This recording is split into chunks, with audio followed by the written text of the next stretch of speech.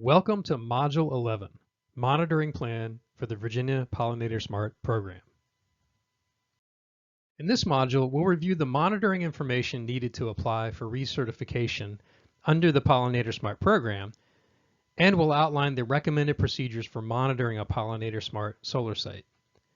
Those interested in a more detailed review of this topic are encouraged to read the Pollinator-Smart Monitoring Plan or Chapter 6 of the Virginia Pollinator-Smart Comprehensive Manual, both of which can be found at www.pollinatorsmartva.org or by entering Virginia Pollinator-Smart Program into your favorite search engine. As we discuss this topic, it's a good idea to keep in mind the overall goal of the Virginia Pollinator-Smart Program, which is to create self-sustaining and high-quality pollinator landscapes that require minimal maintenance in the long term. In this program, we view proactive monitoring as an essential part of achieving this goal on solar sites. The information needed for recertification under the Virginia Pollinator-Smart program is outlined in version B of the scorecard, which requires vegetation data for the panel zone, open area, and screening zone, including species composition, species richness, percent cover, and phenology, or timing of reproduction. The scorecard also requires documentation of site management, including planning and maintenance activities, invasive species cover, public engagement and research, and pollinator habitat features. For more information on the Virginia Pollinator-Smart scorecards, viewers are encouraged to check out Module 7.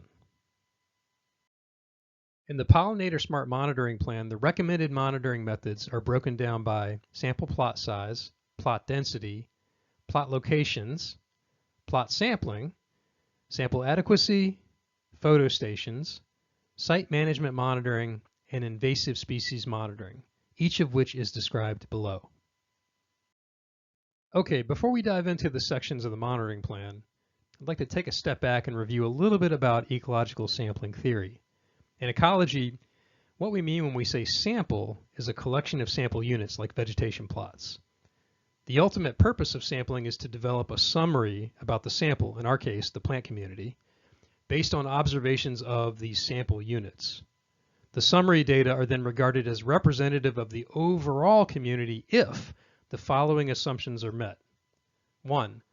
All sample units have an equal chance of being selected. In other words, we haven't biased the locations of the plots. 2. The sample doesn't cross community boundaries. Now, this seems pretty straightforward when the community transitions are abrupt, like moving from a forest to an open field. But plant communities also can change gradually. So the best way to track that is with the third assumption, sample adequacy, which we can evaluate using the species area relationship as explained below. The Pollinator-Smart monitoring plan has been designed to satisfy these ecological sampling assumptions while also being sensitive to the time and energy needed to collect the data. The monitoring plan is a plot-based sampling strategy that uses the recommended plot sizes shown in this slide, which are standard plot sizes that come from the scientific literature. One important point to note is that for forested or scrub-shrub sampling, a circular plot with an 18.5-foot radius might be too large for a narrow sample area like some screening zones. In a case like this, the plot dimensions can be reconfigured to fit within the zone. For example, flattening and lengthening the plot like an elongated rectangle, which would allow the same area to be sampled without crossing over into an adjacent community type. For herbaceous communities, the recommended sample plot density within an individual sample area is 5 plots per acre up to 5 acres, and for forested communities, 1 plot per acre up to 5 acres. For sample areas above 5 acres, the minimum sample density, which would be 25 total plots for herbaceous and 5 total plots for forested, is assumed to be sufficient as long as sample adequacy can be demonstrated using a species area curve, which is discussed in more detail below. Keep in mind that we're talking about plot density within sample areas, not the entire site. And based on our ecological sampling discussion above, that means within homogeneous community types. And to pull this off, you'll need to subdivide the site into sample areas. A good place to start is with the Pollinator-Smart zones, the panel zone, the open area, and the screening zone, However, if the vegetation cover within these zones is highly variable, then they may need to be subdivided further.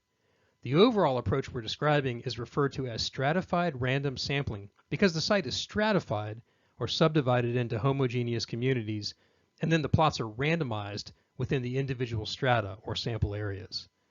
The monitoring plan includes two recommended methods for randomizing the locations of plots within sample areas.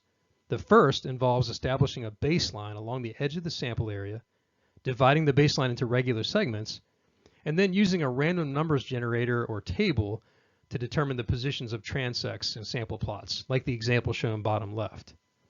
In the second method, a random point generator within GIS is used to determine the locations of plots within sample areas, like the example bottom right.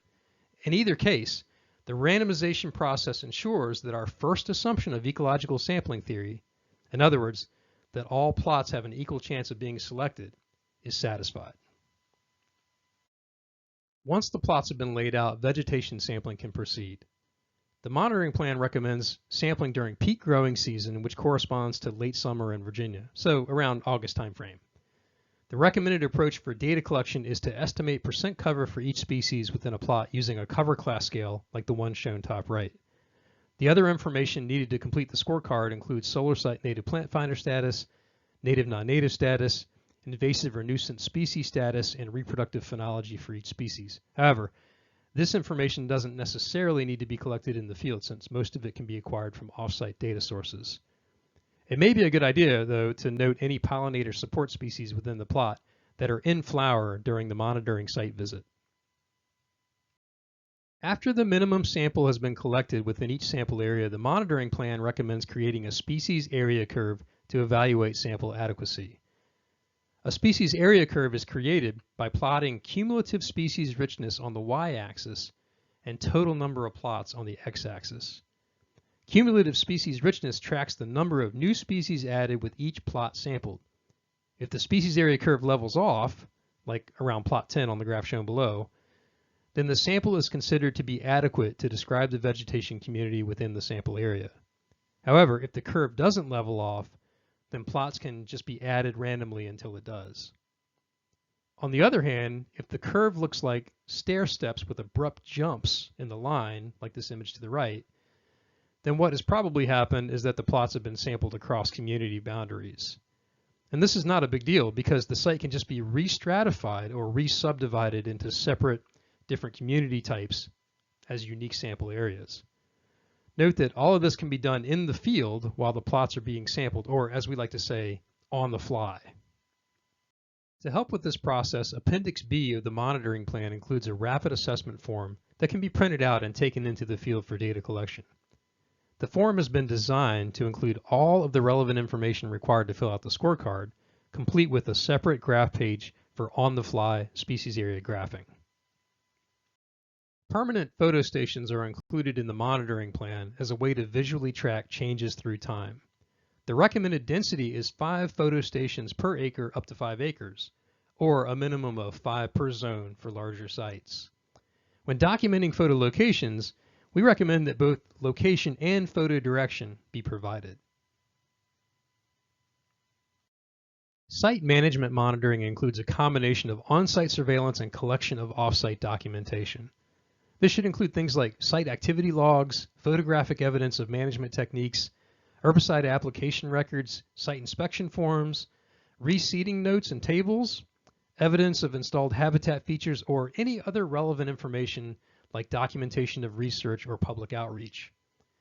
For management activities, it's a good idea to request that contractors keep daily logs as well as photographic records of any site work completed so that the information can be easily compiled and submitted with the monitoring report. As you can imagine, invasive species monitoring is a very important component of the monitoring plan. Although the relative cover of invasive species can be estimated from plot data, the monitoring plan also recommends that the areal extent of invasive species be mapped and expressed in total acreage as well as percentage of the site.